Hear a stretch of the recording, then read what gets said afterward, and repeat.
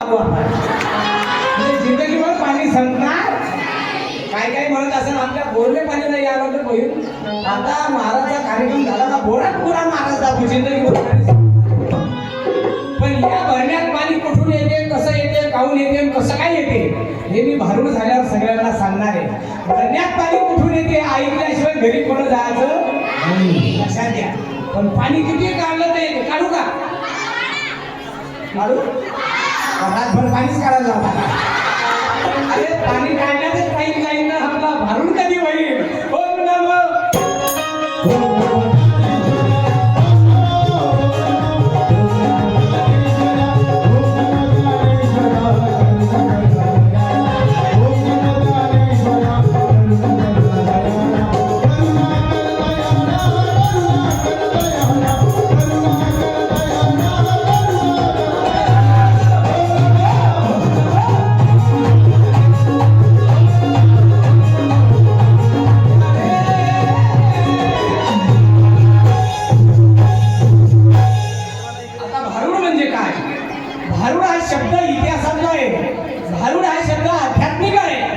भारूड या शब्दाचा अर्थ आहे भावावर रूढ होणे.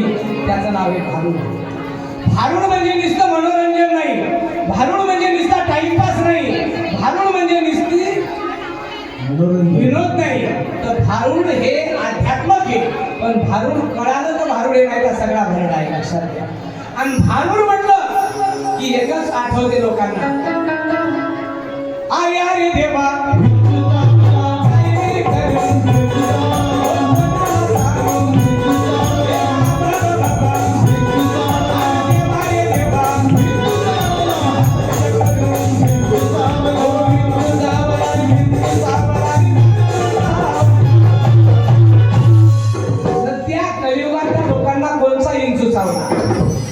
काम क्रोध बिंदूचा बला तम गुणांगा तत्व गुणांचा बाबा अंगारा आणि इंदू इंगरी उतरे कोणता बिंदू चावला लोकांनी काम क्रोधाचा. रस्त्यानं जाताना एखाद्याने जर गाडीचा धक्का लागला तर ते ओम नमः शिवाय म्हणते का रामकृष्ण हरी म्हणते. ते तर म्हणजे बहीण महाराणी खोकरा झाला का बे. म्हणजे क्रोधाचा विंचू चावला. आणि क्रोध हा कोणापासून तयार झाला. क्रोध म्हणून तो क्रोधाला दाबण्याकरता भगवान शंकराची प्रार्थना. ओम नमः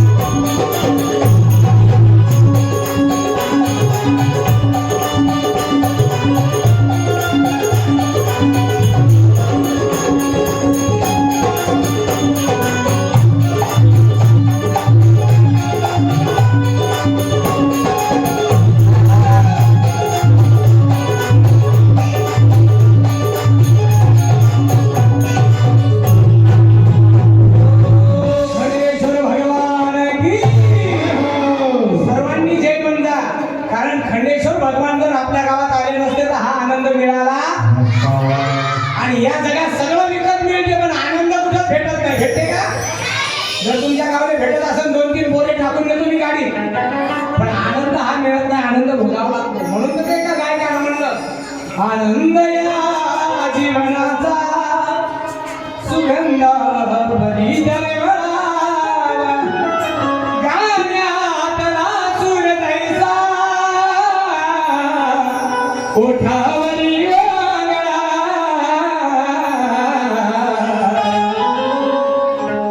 आनंद या जीवनाचा सुगंध परिदरे मला.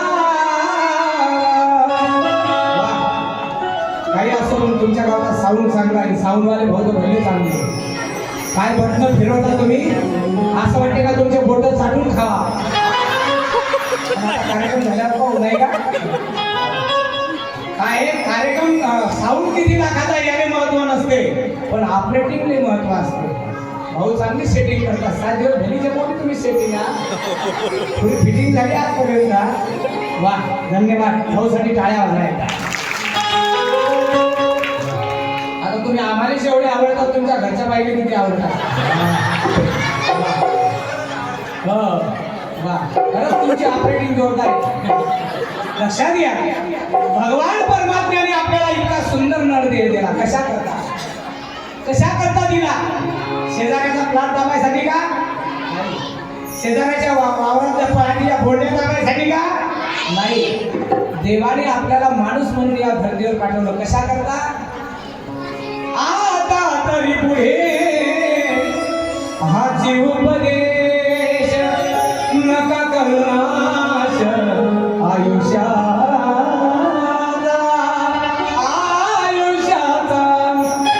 पण प्रत्येक माणूस या जगामध्ये जन्माला आलं, पण प्रत्येक माणूस दुःखी.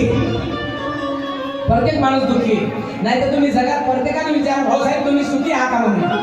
फरक एवढा आहे, कोणाची कमर ठणकते म्हणून दुःखी, कोणाची मान ठणकते म्हणून दुःखी, कोणाचं डोकं ठणकते म्हणून दुःखी, आणि कोणाचं काहीच ठणकत नाही. पण या तरुण मंडळीनं कार्यक्रम चांगला केला का तिसऱ्याचं मन तरी ठणकल्याशिवाय नाही. आणि त्या सगळ्या बिमारीवर औषधी निघली, पण मनावर अजून झेडूबाम निघली. आणि माणसं मनानच दुःखी येतं. म्हणून तर जगद्गुरु तुकोबाराय म्हणतात, नको नको